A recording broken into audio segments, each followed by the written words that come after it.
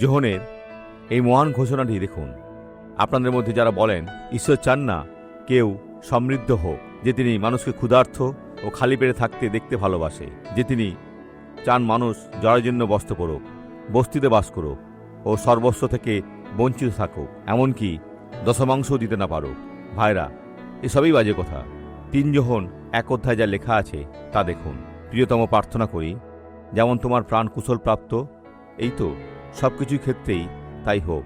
আপনার বিবাহ, আপনার সমৃদ্ধি, অন্যদের সাথে আপনার সম্পর্ক কিংবা ঈশ্বরের প্রতি আপনার বিশ্বস্ততা, সর্ববিষয়ে তুমি তেমনি।